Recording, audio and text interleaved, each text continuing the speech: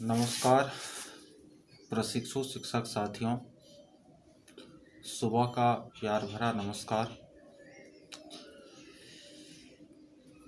जैसा कि आप लोगों को पता है कि परसों शाम से आगामी जो बिहार विद्यालय परीक्षा समिति द्वारा आयोजित होने वाली डीएलएड की परीक्षा है सत्र 2017-19 के लिए, तो उसकी अंतिम समय में तैयारी को अंतिम लुक देने हेतु मैंने मास्टर वीडियो की जो है सीरीज क्या की है शुरू की है। और इस क्रम में मैंने बाल विकास और मनोविज्ञान और शिक्षा के परिप्रेक्ष्य विषय के जो भी महत्वपूर्ण तथ्य थे उसको मैंने वीडियो के माध्यम से आप लोगों को उपलब्ध करा दिया है। और विद्यालय शिक्षा, विद्यालय की समझ और कक्षा प्रबंधन, ये जो तीसरा S3 है, इसके लिए भी मैंने एक वीडियो अपलोड कर दिया है, जिसमें मैंने विद्यालय प्रबंधन की आवश्यकता न, उसके बाद विद्यालय प्रबंधन में छात्रों का दायित्व और बाल संसद, मीना मंच आदि का उल्लेख किया है। तो अब हम लोग इस वीडियो में कोशिश करेंगे कि विद्यालय की समझ और कक्षा प्रबंधन के अंतर्गत और जो शेष VVI टॉपिक रह गए हैं उसको पूरी तरह समेट दिया जाए न, चाहे यह वीडियो 30 मिनट का हो, 40 मिनट का हो, तो उसको पूरी तरह कवर कर लिया जाए, क्योंकि आज रात तक सारी विषय के जो है वीडियो हमको अपलोड करना है। चूँकि परीक्षा तो बहुत 2 दिन बाद है, तो आप लोग को देखने का भी समय चाहिए। देखिए, अब हम लोग जानते हैं कि विद्यालय प्रबंधन में शिक्षक और शिक्षिका ना क्या भूमिका होती है। यानी विद्यालय प्रबंधन में इससे पहले के वीडियो में हम लोगों ने छात्रों की भूमिका पढ़ा था, अब हम लोग शिक्षक की भूमिका को पढ़ेंगे। देखिए, शिक्षक विद्यालय प्रबंधन में किस तरह योगदान देते हैं उसको हम निम्नलिखित तथ्यों से जो है स्पष्ट कर सकते हैं। विद्यालय के लिए योजना का निर्माण करना ये शिक्षक का ही काम है। उसके बाद शिक्षण कार्य का जो संगठन है वह भी शिक्षक करते हैं। उसके बाद विभिन्न पाठ सहगामी क्रियाओं का आयोजन, विद्यालय गतिविधि का आयोजन, विद्यालय का साफ सफाई बच्चों के द्वारा न, उसके बाद विद्यार्थी समुदाय तथा विभाग से समन्वय स्थापित करना, ये सब विद्यालय प्रबंधन में शिक्षक की भूमिका है। इसको आप इस भूमिका का निर्वाह भी विद्यालय में करते हैं, इसीलिए इसको लिखना जो है बहुत कठिन नहीं है। उसके बाद है विद्यालय प्रबंधन में समुदाय की क्या भूमिका है। तो इस समुदाय जो है विद्यालय प्रबंधन में महत्वपूर्ण भूमिका का निर्वाह करती है।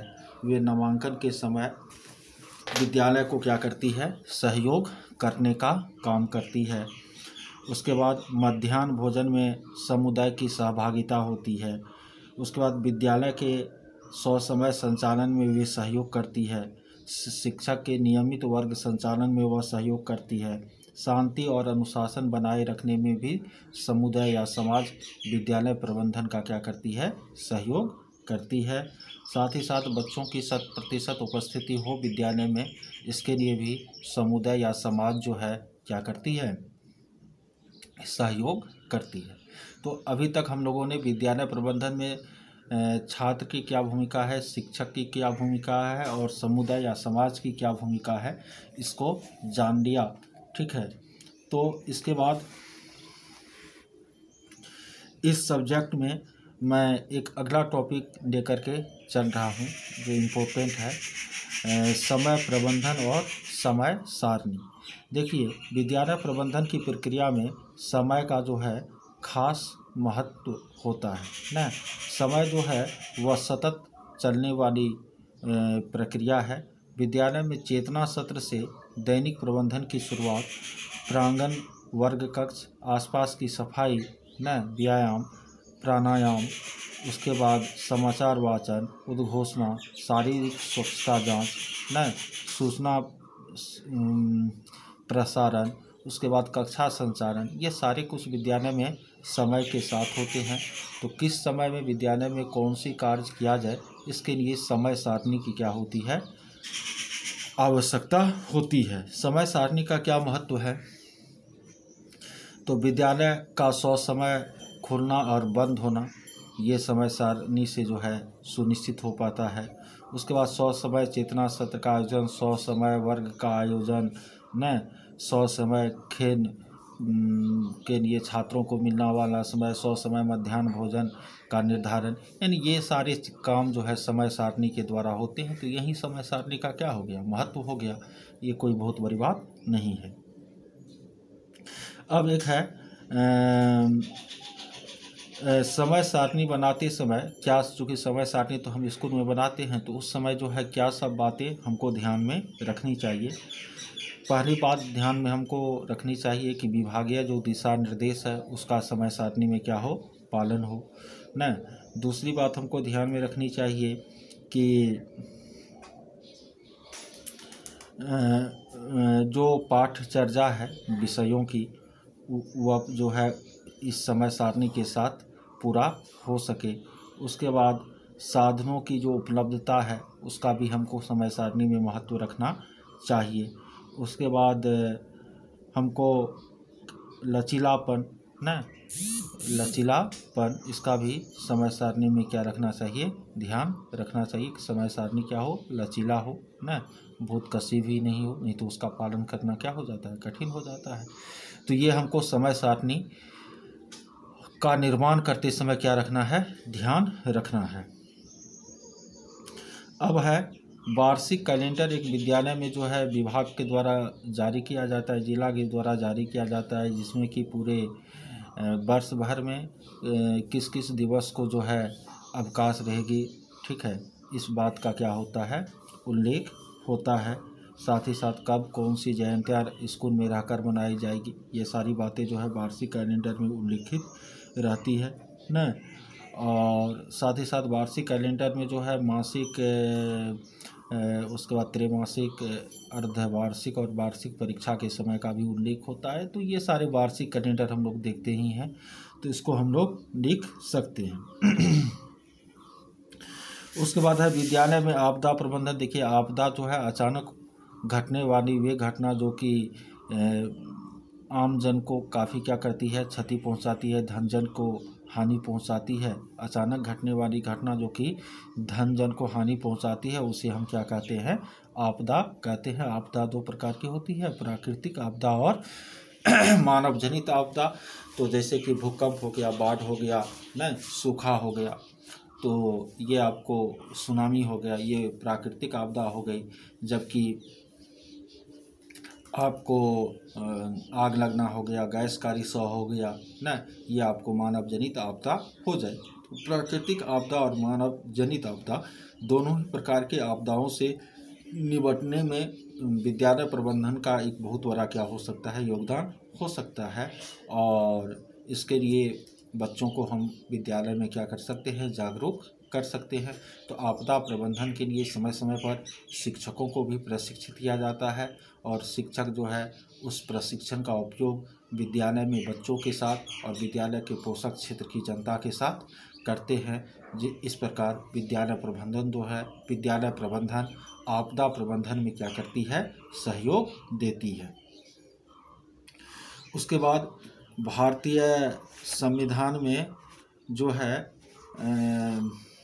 विद्यालय प्रबंधन की भूमिका का किस प्रकार वर्णन किया गया है। तो संविधान में जो जो बातें हैं वह तो मैंने पिछले वीडियो में बाल विकास और मनोविज्ञान के अंतर्गत जो शिक्षा का राजनीतिक संदर्भ चैप्टर का वीडियो बनाया, तो उसमें सारी बातें मैंने बता ही दी है, तो अब फिर यहाँ इसको दोहराना नहीं है।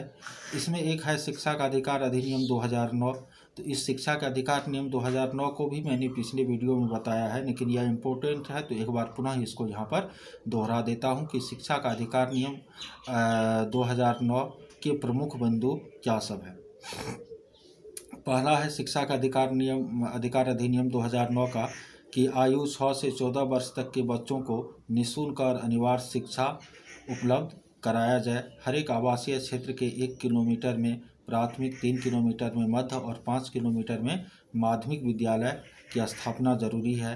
प्रारंभिक शिक्षा यानी कक्षा 8 तक किसी भी बच्चे को किसी भी कक्षा में असफल घोषित नहीं किया जाएगा। यही RTE 2009 का उपबंध है।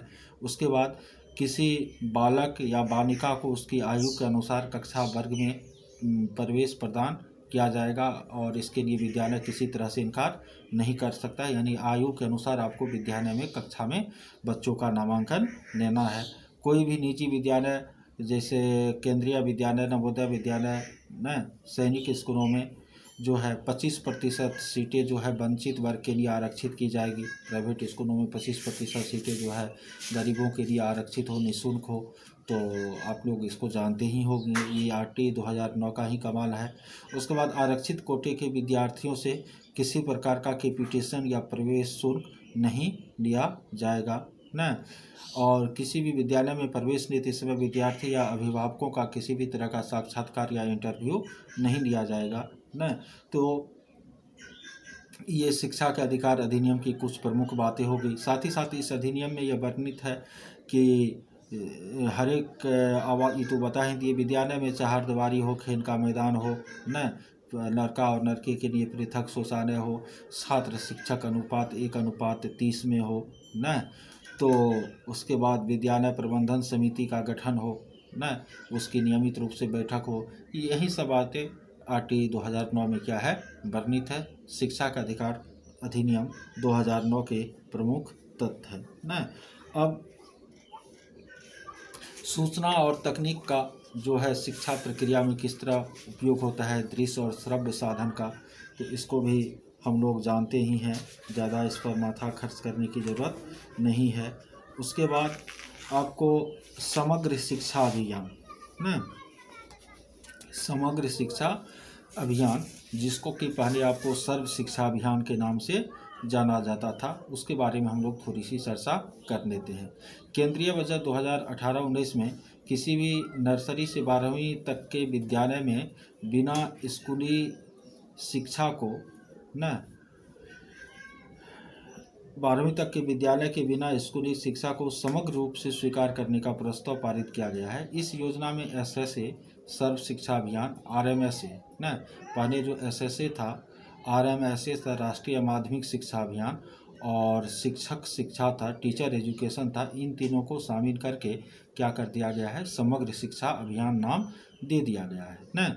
और इस योजना के तहत सभी स्तरों को शामिल किया गया है, जैसे इंफ्रास्ट्रक्चर डेवलपमेंट यानी आधारभूत संरचना का विकास, उसके बाद लिंग इक्वालिटी, ठीक है, उसके बाद समावेशी शिक्षा, गुणवत्ता, शिक्षक वेतन के लिए वित्तीय सहायता, डिजिटल पहल, पोशाक, पाठ्य पुस्तकें न, उसके बाद पूर्व विद्यालय शिक्षा न, व्यावसायिक शिक्षा, खेल और शारीरिक शिक्षा, ये सारी बातें आपको समग्र शिक्षा अभियान में निहित है।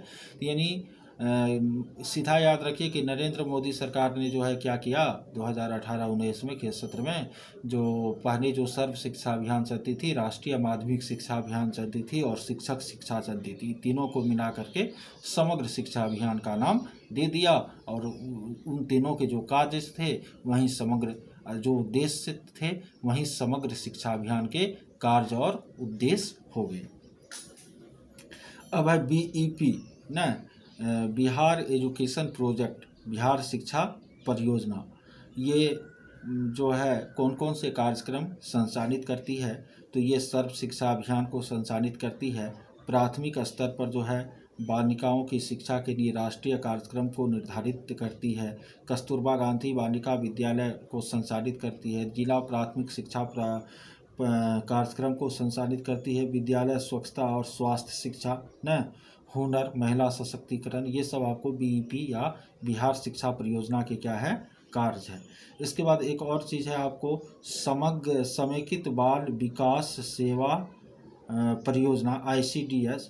6 वर्ष तक के से कम आयु के शिशुओं को एवं 16 से 45 वर्ष के आयु समूह के महिलाओं के पोषण एवं स्वास्थ्य स्तर में सुधार करने के लिए जो है ICDS आंगनबाड़ी जो चलता है ना, 0 से लेकर 6 वर्ष तक का बच्चा, उसके बाद 16 से 45 तक की महिला, इनका ही ना आंगनबाड़ी में जो है चावल ये सब बंटता है ना।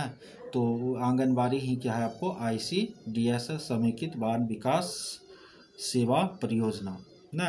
एक आपको यूनिसेफ है ना, United nation international children emergency fund, United nation children emergency fund UNICEF, इनको भी हम लोगों को दिमाग में रखना है ना।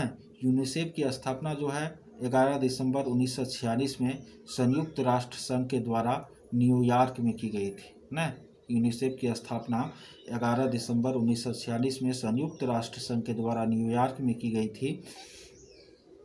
इसकी स्थापना पूरे विश्व में मौजूद बच्चों के स्वास्थ्य, पोषण, शिक्षा और कल्याण के लिए की गई थी। यूनिसेफ दुनिया भर में मौजूद विश्व स्वास्थ्य संगठन WHO आदि के साथ मिलकर न बच्चों को पानी, स्वच्छता, इन्फेक्शन आदि के लिए कैंपेन चलाने का क्या करती है, कार्य करती है। यूनिसेफ की स्थापना के समय इसका मुख्य उद्देश्य द्वितीय विश्व युद्ध में प्रभावित बच्चों की सुरक्षा था, लेकिन अब यह जो है पूरे विश्व में जो भी आपको गरीब मुल्क है और असहाय मुल्क हैं तो वहाँ अपने कार्यक्रम को यूनिसेफ जो है चलाने का काम करती है। स्थापना 11 दिसंबर 1946 को न्यूयॉर्क में हुई थी यूनिसेफ की, ठीक है। तो इसको थोड़ा सा हम लोगों को दिमाग में क्या करना है, रखना है। उसके बाद कुछ और संस्थाएं हैं ना, जिसको कि आपको विद्यालय के प्रबंधन विषय के अंतर्गत याद रखना है, जिसमें एक आपको NCERT है ना, एक आपको NCTE है, CIET है, ठीक है। उसके बाद आपको डाइट है, तो सर्व शिक्षा अभियान है ना, राष्ट्रीय माध्यमिक शिक्षा अभियान है, जिला संसाधन केंद्र है। तो देखिए ये सारे जो आपको टॉपिक है ना, ये टॉपिक आपको टॉपिक पर मैंने जो है एक वीडियो पहले, एक नहीं 2-3 वीडियो बनाई थी, तो मैं मास्टर वीडियो के सीरीज़ में उसको अटैच कर देता हूं और आप लोग उसको देख लीजिएगा, क्योंकि जो बात मैंने वीडियो बनाकर पहले ही बता दी है तो उसको बार बार जो है समय खर्च करना उचित नहीं है। तो इस मास्टर वीडियो के सीरीज़ में मैं उनको भी अटैच कर देता हूं प्ले लिस्ट में, आप लोग उनको भी देख लीजिएगा। तो यानी जो भी शैक्षिक संस्थाएं हैं भारत की, उसके बारे में एक कॉमन जानकारी आप लोगों को हो जाएगी और जिनका उपयोग जो है आप लोग एग्ज़ाम में कर सकते हैं। अब है शिक्षक वृत्ति या शिक्षक पेशा के विकास के जो उपागम है, वह भी आपको विद्यालय और कक्षा प्रबंधन जो है, विद्यालय की नीति और कक्षा प्रबंधन में हम लोगों को क्या करना है, पढ़ना है। तो शिक्षक वृत्ति के विकास की अवधारणा क्या है, इस पर थोड़ी सी हम लोग चर्चा कर ले। शिक्षक वृत्ति के विकास के संकल्पना की यह मान्यता है कि इनको एक बार में संपूर्ण नहीं किया जा सकता। यानी शिक्षकीय पेशा जो है, शिक्षकीय वृत्ति जो है, उसको एक बार में संपूर्ण नहीं किया जा सकता। या कई माध्यमों से जो है लगातार चलने वाली प्रक्रिया है। यानी शिक्षक वृत्ति जो है वह एक कंटिन्यूअस प्रोसेस है, लगातार चलती है ना। और ज्यों-ज्यों समय बीतता है, अनुभव होते जाते हैं, तो शिक्षक वृत्ति का भी शिक्षकों में जो है विकास हो सकता है, विकास होता जाता है ना। तो बच्चों को सीखने के अवसर उपलब्ध कराकर ज्ञान सृजन का माहौल, बच्चों को सीखने का अवसर उपलब्ध कराकर ज्ञान सृजन का माहौल तैयार करना शिक्षक का एक प्रमुख दायित्व है। इस हेतु शिक्षकों को आवश्यक विषय वस्तु का ज्ञान होना चाहिए, कक्षा प्रबंधन की तकनीक की जानकारी होना चाहिए न। उसके बाद तकनीक की जानकारी होना चाहिए, तो इससे जो है शिक्षक वृत्ति का विकास होता है। शिक्षक वृत्ति के विकास के लिए ही जो है शिक्षक प्रशिक्षण कार्यक्रम जो कि सेवाकालीन और सेवा पूर्व के रूप में चलाई जाती है, वह चलाए जा रहे हैं न। तो ये भी बहुत बड़ा टॉपिक नहीं है, शिक्षक के बारे में है न। तो ये कॉमन बातें हैं जिसको आप लोग हम मिलकर क्या कर सकते हैं, लिख सकते हैं। तो इस तरह से विद्यालय की समझ न और कक्षा प्रबंधन विषय के जो भी महत्वपूर्ण टॉपिक्स थे उसको मैंने इस वीडियो में समेट दिया है 20 मिनट के वीडियो में। और इसके साथ आप लोगों को वहीं शैक्षिक संस्था वाला जो है वीडियो एक बार क्या करनी चाहिए, देख लेनी चाहिए। मैं प्ले लिस्ट में डाल देता हूँ ना, तो आप लोग उसको देख लीजिए। तो यह पूरा हो जाएगा। तो S3 हो गई ख़त्म। अब हम लोग चलेंगे S4 में।